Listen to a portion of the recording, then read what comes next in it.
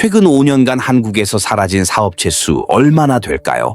통계청 데이터에 따르면 연평균 90만 개 이상입니다. 하루에 2,500개 가까운 사업장이 문을 닫는다는 뜻이죠.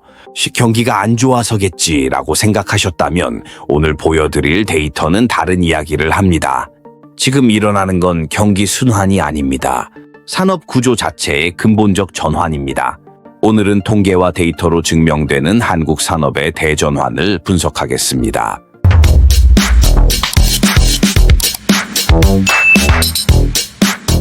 (2023년) 국내 전기차 판매량은 전년 대비 60% 이상 증가했습니다. 2024년에는 누적 등록 대수가 70만 대를 돌파했죠. 이 숫자가 왜 중요할까요? 자동차 애프터마켓 시장 규모를 봐야 합니다. 한국자동차산업협회 분석에 따르면 전기차 일대의 사후 관리 매출은 내연기관 대비 40% 수준입니다. 단순 계산으로 시장의 60%가 증발하는 겁니다. 더 흥미로운 데이터가 있습니다. 자동차 부품 제조업체 수가 2018년 3,200개에서 2023년 2,800개로 감소했습니다. 5년간 400개, 약 12.5%가 사라진 거죠. 이들이 만들던 부품은 무엇이었을까요? 엔진 관련 부품, 변속기 부품, 배기 시스템. 전기차에는 존재하지 않는 것들입니다. 고용 지표도 변화를 말합니다. 자동차 정비 관련 종사자 수가 2019년 23만 명에서 2023년 20만 명으로 줄었습니다. 4년간 3만 명, 13%의 감소입니다.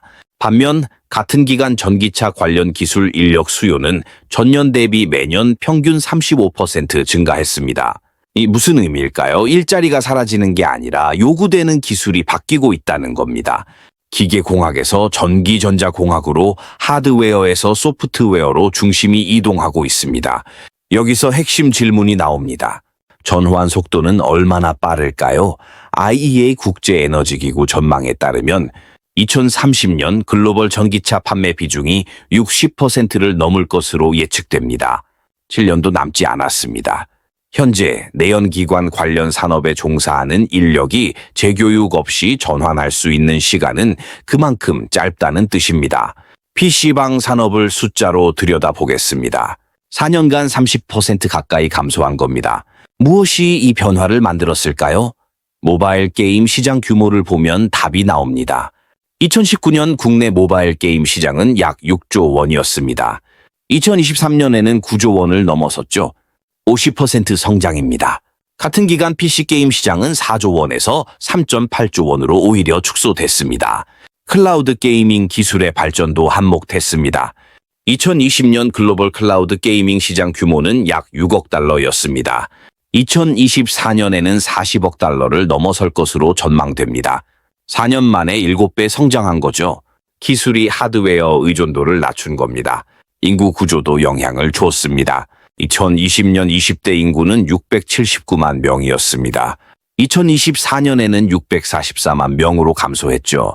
주 고객층인 청년 인구가 5% 이상 줄어든 겁니다. 시장 축소는 불가피했습니다. 그렇다면 이 산업은 완전히 소멸할까요? 흥미로운 데이터가 있습니다. 프리미엄 PC방의 시간당 평균 이용료는 2020년 1,200원에서 2024년 2,500원으로 2배 이상 올랐습니다. 그런데도 일부 프리미엄 매장의 가동률은 70%를 유지하고 있습니다. 용도가 바뀌고 있다는 증거입니다. 코워킹 스페이스 시장 규모가 2020년 1,200억 원에서 2024년 3,000억 원으로 2.5배 성장했습니다. PC방이 이 수요 일부를 흡수하고 있는 겁니다. 최저임금 인상 추이를 보겠습니다. 2015년 5,580원, 2020년 8,590원, 2025년 1,030원입니다. 10년간 80% 상승했습니다. 같은 기간 소비자 물가 상승률은 약 20%였습니다. 인건비 상승률이 물가 상승률의 4배인 겁니다. 이게 소상공인에게 어떤 의미일까요? 중소기업연구원 조사에 따르면 소상공인 평균 인건비 비중이 2015년 23%에서 2024년 34%로 증가했습니다. 매출의 3분의 1이 인건비로 나가는 구조가 된 거죠. 외식업 데이터를 보겠습니다. 2020년 외식업 평균 영업이익률은 7.2%였습니다. 2023년에는 3.8%로 떨어졌습니다. 절반 가까이 줄어든 겁니다. 여기에 배달 플랫폼 수수료까지 더하면 어떻게 될까요? 배달앱 수수료율은 평균 15% 또는 20%입니다. 배달 매출 비중이 40%를 넘는 업소의 경우 전체 매출의 68%가 플랫폼 수수료로 나갑니다. 영업이익률 3.8%인 상황에서 8%가 수수료로 나가면 마이너스입니다. 폐업률 데이터가 이를 증명합니다. 2023년 음식점 폐업률은 23.7%였습니다. 개업한 가게 4개 중 1개가 1년 안에 문을 닫는다는 뜻입니다. 5년 생존율은 더 낮습니다. 28.4%입니다. 개업한 가게 10개 중 7개가 5년 안에 사라지는 겁니다. 에너지 집약적 산업의 변화를 숫자로 보겠습니다. 2020년 대비 2024년 산업용 전기요금은 평균 23% 상승했습니다. 가스요금은 38% 올랐죠. 수도요금은 지역마다 차이가 있지만 평균 28% 인상됐습니다. 목욕업 사업체 수 변화입니다. 2015년 6,800개, 2020년 5,900개, 2024년 5,100개로 추정됩니다. 10년간 25% 감소한 겁니다. 왜 이렇게 빠르게 줄어들까요? 비용 구조를 보면 이해됩니다. 중소규모 목욕탕의 월평균 공공요금이 2020년 기준 약 350만 원이었습니다. 2024년에는 500만 원을 넘는 것으로 추정됩니다. 같은 기간 목욕요금은 평균 15% 정도만 올랐습니다. 수익성이 악화될 수밖에 없는 구조입니다. 서비스업 평균 영업이익률이 7% 또는 8%인 상황에서 고정비가 40% 이상 증가하면 어떻게 될까요? 적자 전환입니다. 석유 판매업 데이터를 분석하겠습니다. 2010년 전국 주유소 수는 12,354개였습니다. 2024년에는 11,200개로 추정됩니다. 14년간 9% 감소했죠. 숫자상으로는 큰 변화가 아닌 것처럼 보입니다. 하지만 수익 구조를 보면 이야기가 다릅니다. 2010년 주유소 평균 영업이익률은 4.2%였습니다. 2023년에는 1.7%로 떨어졌죠. 수익성이 3분의 1 수준으로 악화된 겁니다. 무엇이 마진을 압박했을까요? 첫째, 경쟁 심화입니다. 알뜰 주유소 수가 2015년 1,800개에서 2024년 3,200개로 80% 증가했습니다. 이들은 일반 주유소보다 리터당 평균 80원에서 120원 저렴하게 판매합니다. 가격 경쟁이 치열해진 겁니다. 둘째, 수요 정체입니다.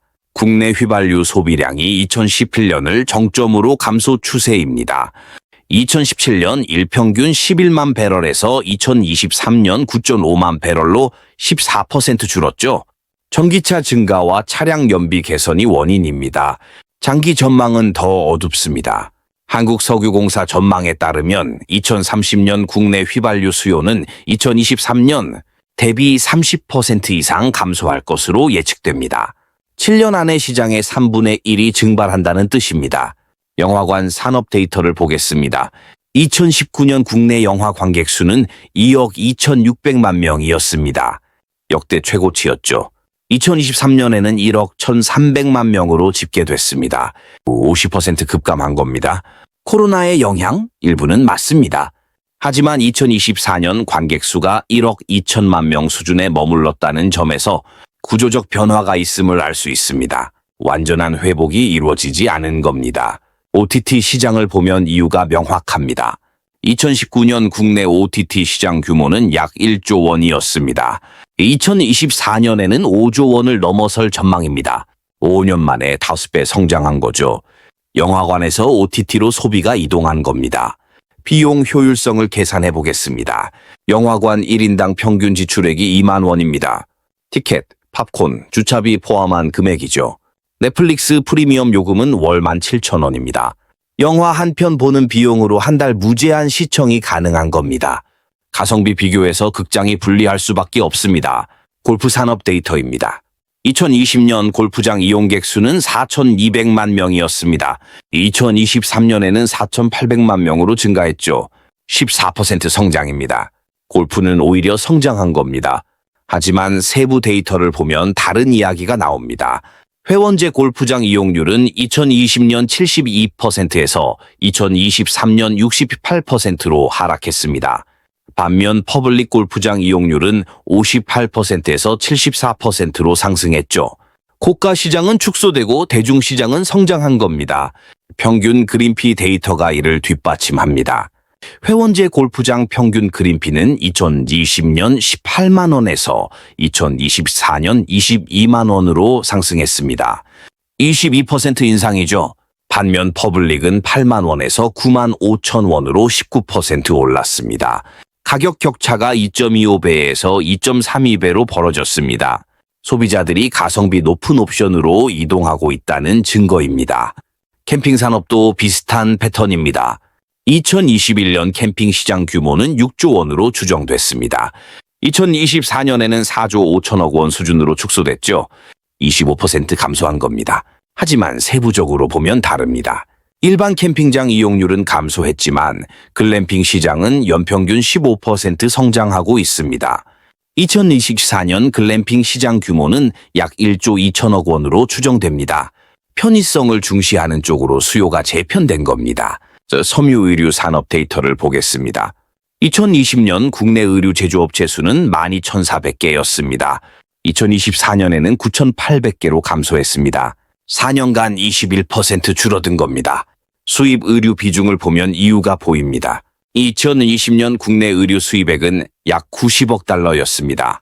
2024년에는 120억 달러를 넘을 전망입니다. 특히 중국산 비중이 2020년 48%에서 2024년 61%로 상승했습니다. 동일한 디자인의 의류 제품을 비교했을 때 중국 플랫폼 가격은 국내 대비 평균 40% 또는 60% 저렴합니다. 물류비 지원과 소액 면세 혜택이 이 격차를 만들고 있습니다. 부품 제조업도 압박받고 있습니다. 기계부품 수입액이 2020년 380억 달러에서 2024년 450억 달러로 18% 증가했습니다. 중국산 비중은 32%에서 41%로 상승했죠. 가격 경쟁에서 밀리고 있는 겁니다. 중국 제조업의 기술 수준이 향상되면서 품질 격차는 줄고 가격 격차는 유지되는 구조입니다. 건설 수주액 데이터입니다. 2021년 건설 수주액은 234조 원이었습니다. 2023년에는 178조 원으로 감소했죠. 2024년에도 회복세가 미약합니다. 이 수치가 왜 중요할까요? 건설업은 연관 산업이 광범위하기 때문입니다. 한국은행 산업연관표에 따르면 건설업 100억 원, 수주가 전체 산업에 미치는 생산 유발 효과는 154억 원입니다. 건설이 10% 줄면 전체 경제에서 15.4%의 수요가 사라지는 겁니다. 실제 영향을 데이터로 보겠습니다. 화물운송업 매출액이 2021년 68조 원에서 2023년 59조 원으로 13% 감소했습니다. 건설 자재 운송 물량 감소가 주된 원인입니다. 가구 인테리어 산업도 타격을 받았습니다. 2021년 가구 제조업 출하액은 약 18조 원이었습니다. 2023년에는 15조 원으로 17% 줄었죠. 이사 수요 감소가 직접적 원인입니다.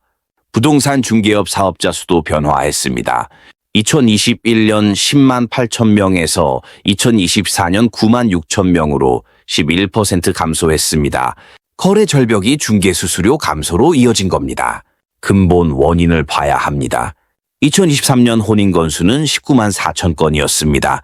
2013년 32만 3천 건에서 10년간 40% 급감한 겁니다. 신혼집 수요가 그만큼 줄어든 거죠. 출생아 수는 더 심각합니다. 2023년 출생아 수는 23만 명입니다. 2013년 43만 명에서 절반 가까이 줄었죠. 향후 20년 뒤 주택 수요를 결정하는 숫자입니다. 고령화도 진행됩니다. 15년 뒤 인구 3명 중 1명이 노인인 사회가 되는 겁니다. 이 숫자들이 의미하는 건 명확합니다. 주택 수요 감소, 소비시장 축소, 노동인구 감소, 전체 산업 구조가 재편될 수밖에 없습니다. 지금까지 본 숫자들을 정리하겠습니다. 자동차 부품업체 12.5% 감소, PC방 30% 감소, 외식업 영업이익률 절반, 주유소 수익성 3분의 1, 영화 관객 50% 감소, 건설 수주 24% 급감, 이들의 공통점은 무엇일까요? 변화의 신호가 미리 있었다는 겁니다. 차이는 대응 속도였습니다. 변화를 읽고 전환한 기업들은 살아남았습니다. 일부는 오히려 성장했죠. 프리미엄 PC방으로 전환한 사업자, 전기차 특화 서비스로 전환한 정비업체, 퍼블릭 중심으로 재편한 골프장. 중요한 건 지금부터입니다. 앞으로 5년간 다음 변화들이 본격화됩니다. 2030년까지 전기차 비중 60% 도달, AI 자동화로 사무직 일자리 30% 재편, 65세 이상 인구 25% 돌파, 1인 가구 비중 40% 초과. 산업 지도가 다시 그려지고 있습니다. 데이터는 방향을 보여줍니다. 선택은 각자의 몫입니다. 오늘 다룬 통계와 데이터 어떻게 보셨나요? 여러분이 속한 산업에서 체감하는 변화는 어떤가요? 댓글로 의견 나눠주세요. 구독과 좋아요, 알림 설정 부탁드리고요. 시청해 주셔서 감사합니다.